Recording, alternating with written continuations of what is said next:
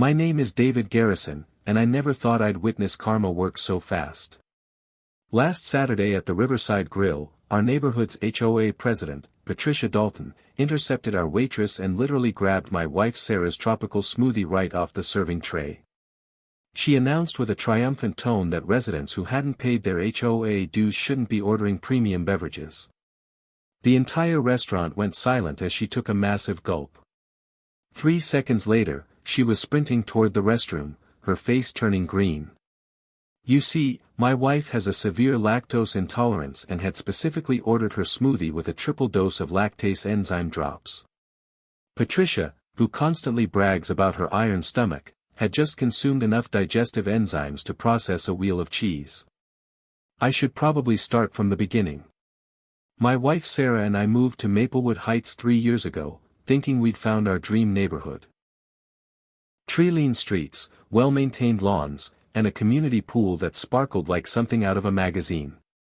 What the realtor failed to mention was that the neighborhood came with Patricia Dalton, a 62-year-old retired bank manager who ran the HOA like her personal kingdom. Patricia had rules for everything. Garbage cans had to be brought in within 30 minutes of collection. Holiday decorations couldn't go up before December 15th or stay up past January 2nd.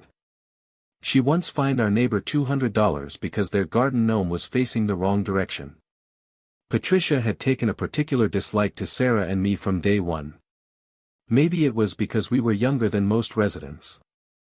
Or maybe it was because Sarah laughed too loudly at the welcome barbecue when Patricia announced her 17-page presentation on proper mailbox maintenance. Either way, we became her favorite targets. She measured our grass with an actual ruler, photographed our car if it was parked even slightly crooked, and sent us violation notices for crimes like leaving our porch light on past 10 p.m. The woman had nothing better to do than patrol the neighborhood with her clipboard looking for infractions. The situation escalated when Sarah started her weekend smoothie tradition. Every Saturday morning, she'd walk to the Riverside Grill and order their special tropical blend with extra mango, coconut milk substitute, and her prescription-strength lactase drops.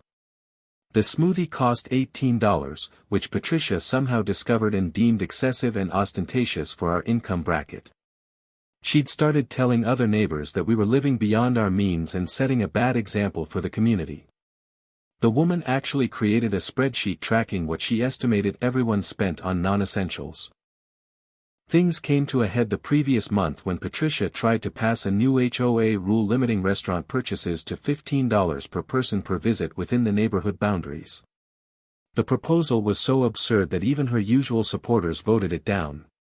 Patricia blamed us for organizing the opposition, which we hadn't, though we certainly celebrated when it failed. She'd been looking for revenge ever since, making snide comments whenever she saw us and increasing her surveillance of our property. That brings us to last Saturday.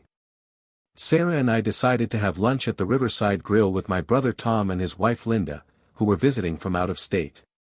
Patricia was there, too, holding court at her usual corner table with 3 other board members, discussing their plans to regulate the acceptable colors for front door wreaths. I could see her watching us from the moment we walked in, her eyes narrowing when Sarah ordered her customary smoothie with extra enzyme drops. The waitress, a young woman named Ashley, who knew about Sarah's condition, carefully prepared the order with a medical-grade lactase supplement. Patricia must have been waiting for her moment because as soon as Ashley headed toward our table with the drinks, Patricia stood up and intercepted her near the fountain. She announced in her most authoritative voice that she needed to inspect that smoothie for compliance with health standards. Before Ashley could protest, Patricia grabbed the tall glass and held it up like evidence in a courtroom.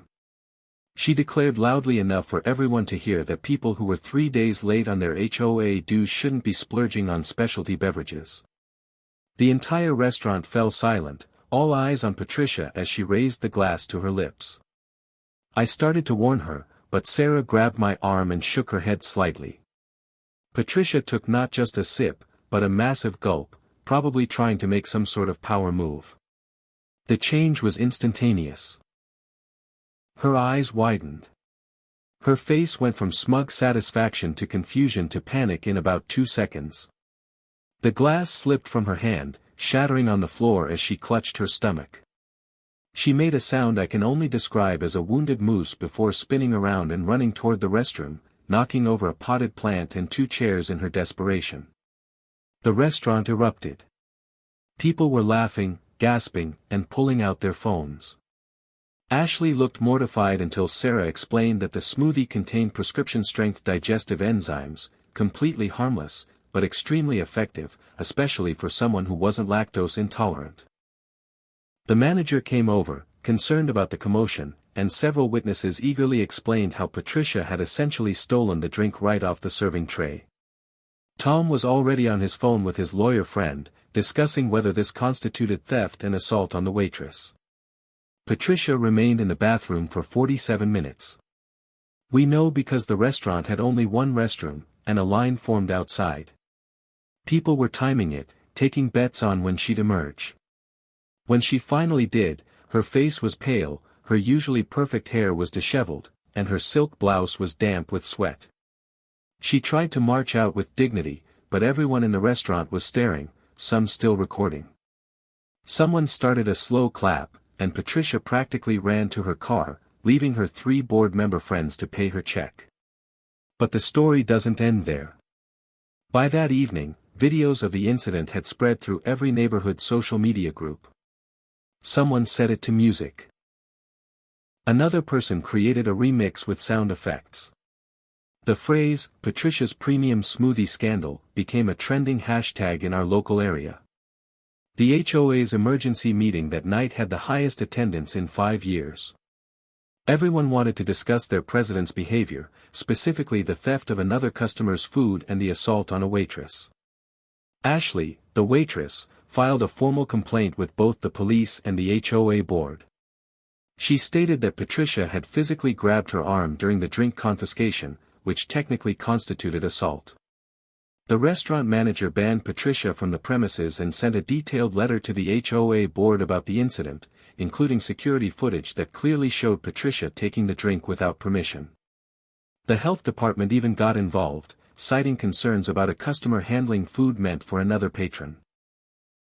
The following Tuesday, the HOA board convened without Patricia, who had called in sick for the first time in 8 years. The vote to remove her as president was unanimous, even from her former allies who were embarrassed by the viral videos. They also voted to reimburse Sarah for the smoothie and pay for Ashley's legal consultation. Patricia was served with a restraining order, keeping her 500 feet from the Riverside Grill and requiring her to complete 40 hours of community service for the assault charge. The police investigation revealed that Patricia had been systematically harassing multiple neighbors for years, with our family being just one of many victims. 17 households came forward with documentation of her abuse of power, including forged violation notices and fictitious fines. The district attorney decided to pursue charges of fraud and extortion.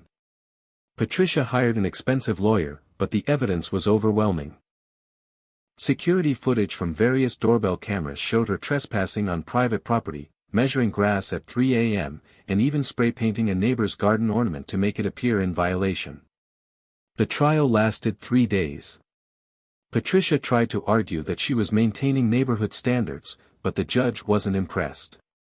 The security footage from the restaurant played repeatedly, showing her grabbing the smoothie while announcing that she had the authority to confiscate any food or beverage she deemed inappropriate. Ashley testified about the assault, showing bruises on her arm from where Patricia had grabbed her. The judge's expression grew increasingly stern as witness after witness described Patricia's reign of terror. The verdict came down on a Thursday afternoon. Patricia was found guilty of assault, theft, fraud, and extortion. The judge sentenced her to 6 months in jail, suspended to probation, 1,200 hours of community service, and ordered her to pay $38,000 in restitution to all the neighbors she had wrongfully fined over the years. She was permanently banned from serving on any HOA board and required to attend anger management classes for 2 years. When the judge read the sentence, Patricia's jaw dropped, her hands shook, and she actually whispered, "This can't be happening to me."